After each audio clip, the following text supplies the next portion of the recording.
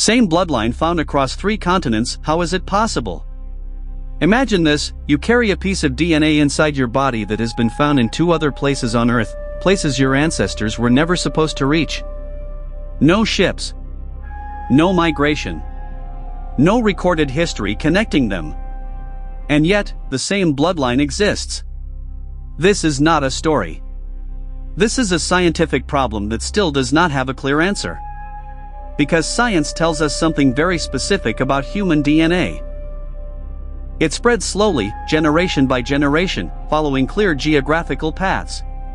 But in this case, that rule breaks.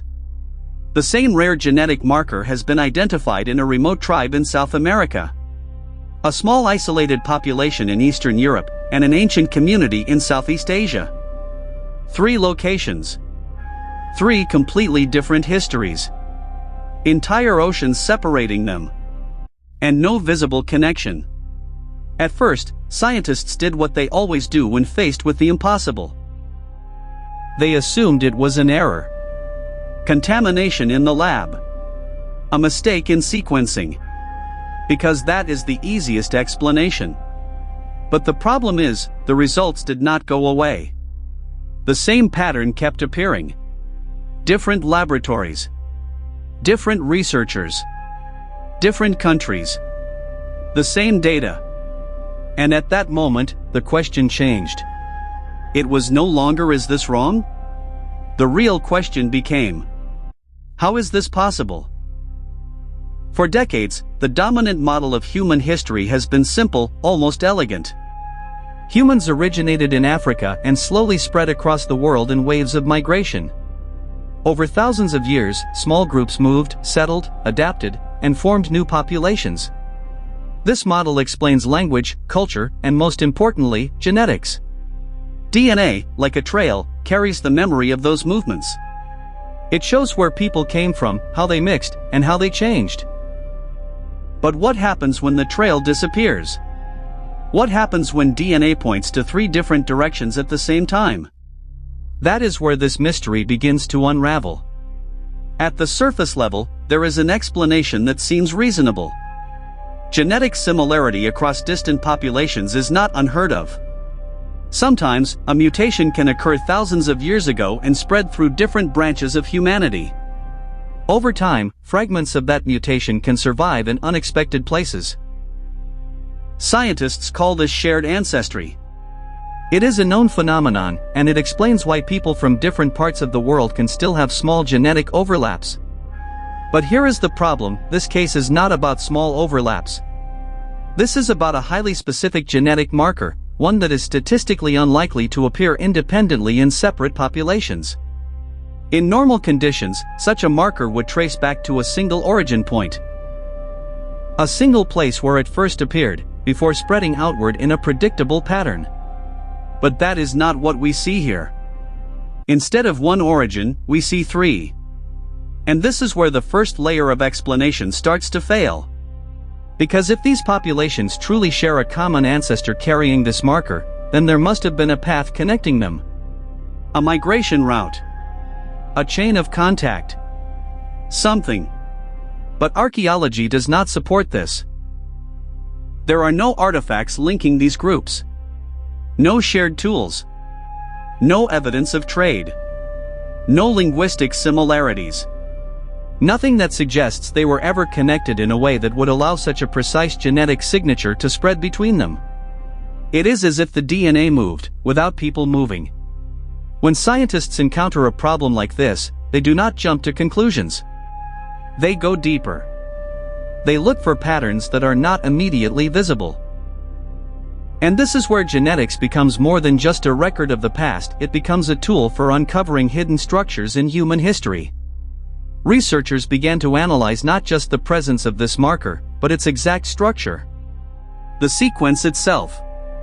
Because within DNA, even the smallest variation can tell a story.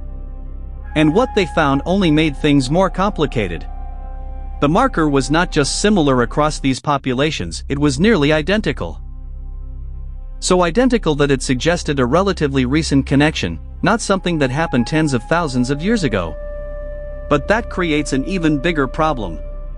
Because recent connections leave evidence.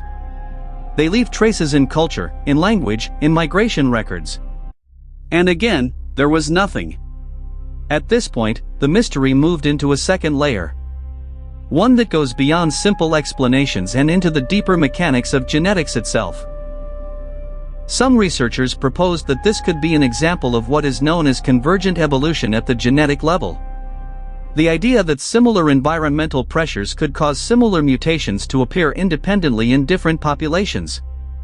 It is a fascinating concept, and it does happen in nature. But there is a limitation. Convergent evolution typically produces similar outcomes, not identical sequences. The probability of the exact same complex genetic marker appearing independently, in the exact same form, in 3 separate populations, is extremely low. Not impossible, but low enough to raise serious doubts. Another theory emerged, one that initially seemed more grounded. The concept of hidden migration. The idea that there were ancient human movements that we simply have not discovered yet. Small groups traveling across vast distances, leaving little to no trace behind. It is a compelling idea, especially considering how incomplete our understanding of ancient history still is. There are entire civilizations that we are only now beginning to uncover. So it is possible that these populations were once connected in ways we do not yet understand. But again, there is a problem. For such a specific genetic marker to spread, the population carrying it would need to have a certain size and stability. They would leave traces. Patterns in the archaeological record. And so far, those traces have not been found. This brings us to the third theory. The one that many scientists approach with caution, but cannot fully dismiss. The idea that our model of human migration is incomplete in a more fundamental way. That instead of a single, linear expansion from one origin, human history may involve multiple overlapping movements, some of which we have not yet mapped. In this view, the presence of the same bloodline across continents is not an anomaly, but a clue. A sign that the structure of human migration is more complex than we thought. Not a straight line, but a network. A web of connections that formed, broke, and reformed over thousands of years. But even this does not fully solve the mystery. Because no matter how complex the network is, there should still be evidence. Some trace of connection. And the absence of that trace is what keeps this case unresolved. It forces us to consider something deeper. Something more uncomfortable.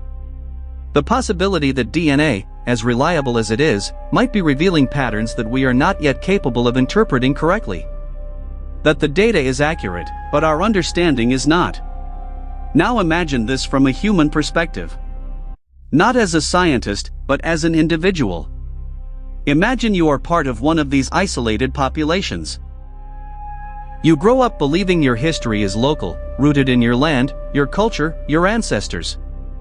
And then one day, you learn that your DNA connects you to people thousands of miles away.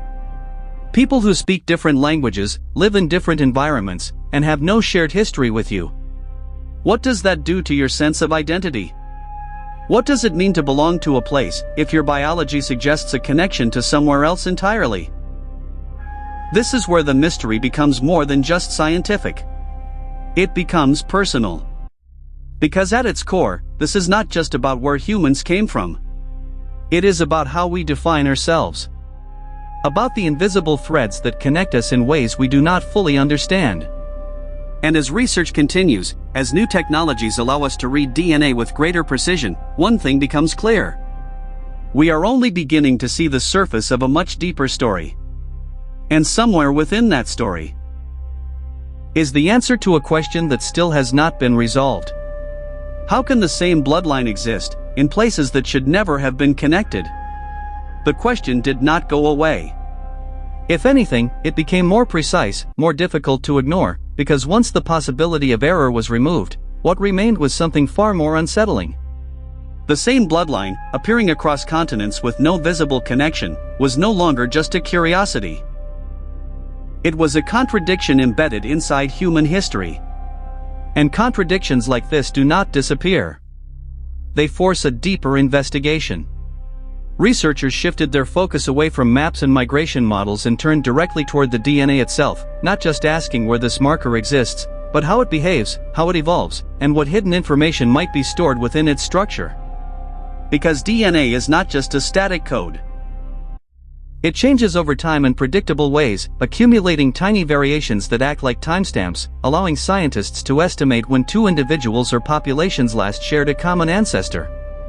If this bloodline truly originated from a single source, then these molecular timestamps should point back to a clear moment in time. But when the data came in, it did not point to a single origin. Instead, it suggested something far more complex. The variations surrounding the marker were inconsistent with a simple, linear spread. In some cases, the sequences appeared almost unchanged, as if the connection was recent. In others, they showed signs of much older divergence. It was as if the same genetic signal was moving through time in different ways, refusing to settle into a single timeline. This inconsistency led to a critical realization. The mystery was not just about geography, it was about time. If these populations shared a connection, then that connection did not happen in one moment, or even in one direction. It suggested multiple events, overlapping histories, or something that current models were not designed to detect. At this point, some researchers began revisiting older genetic datasets, looking for patterns that might have been overlooked. Advances in sequencing technology had made it possible to detect far more subtle variations than before, and when these older samples were reanalyzed, something unexpected began to appear. Fragments of the same marker, partial, degraded, but unmistakably related, were found in ancient remains dating back thousands of years, in regions that did not neatly align with any known migration corridor. This pushed the timeline even further back, raising a new possibility.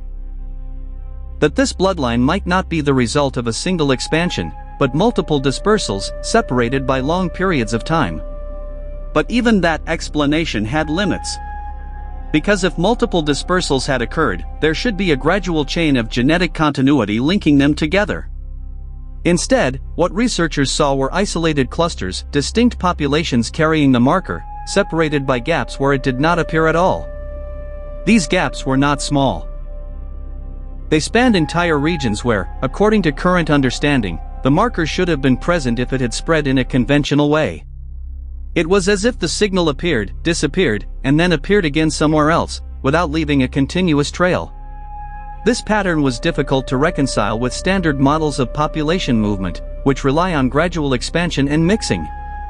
Here, there was no gradual spread. Only presence and absence, like points on a map that refused to connect into a line. At this stage, the discussion began to shift.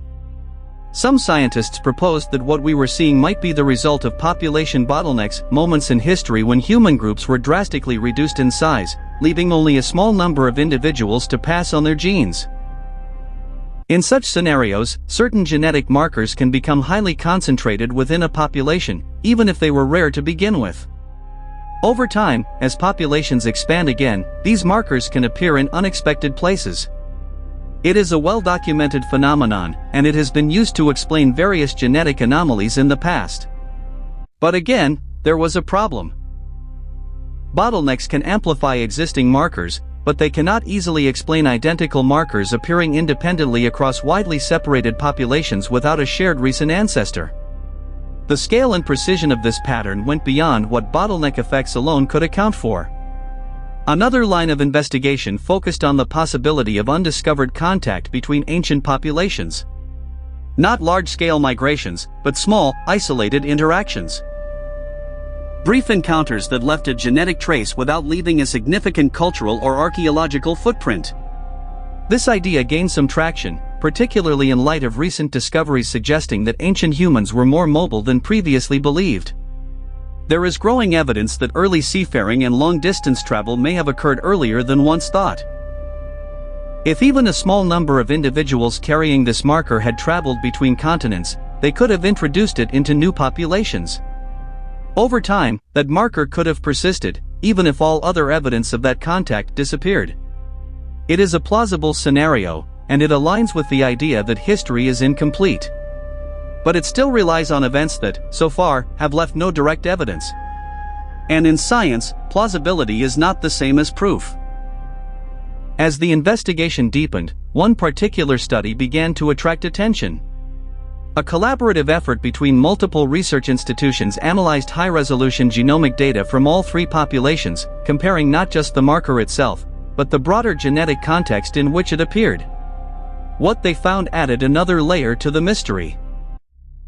The marker was embedded within slightly different genomic environments in each population, suggesting that while the core sequence was the same, it had been integrated into each group's genetic history in unique ways. This implied that the marker had not simply spread once and remained unchanged. It had interacted with different populations, at different times, adapting to different genetic backgrounds. In other words, it behaved less like a single event and more like a recurring presence. And this is where the first real breakthrough occurred. Because if the marker appeared in different contexts, at different times, then its origin might not be tied to a single migration or a single population. Instead, it could represent something more fundamental, a lineage that persisted beneath the surface of human history, re-emerging in different places under different conditions. This idea is difficult to grasp, because it challenges the way we think about ancestry. We tend to imagine bloodlines as continuous threads, passed down from one generation to the next in a clear, traceable path. But what if some lineages do not behave that way? What if they fragment, disappear, and then reappear, not as a continuous line, but as a pattern? To explore this possibility, researchers began to look beyond modern human populations and into ancient DNA, including sequences from archaic humans such as Neanderthals and Denisovans. These groups are known to have interbred with early modern humans, leaving traces of their DNA in present-day populations. Could this mysterious marker be a remnant of such an interaction? Could it have originated in an archaic population and been introduced into modern humans multiple times, in different places, at different times? The idea was speculative, but it offered a potential mechanism for how the same marker could appear across continents without a single, continuous migration. When comparisons were made, the results were intriguing but inconclusive.